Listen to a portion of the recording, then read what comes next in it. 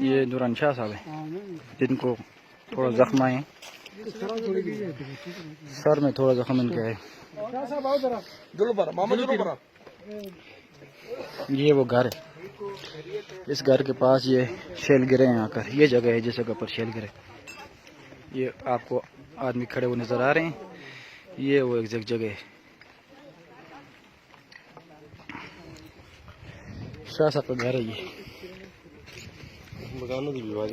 हाँ बनाना इस मूवी मकान की मूवी बना रहे हैं हम लोग।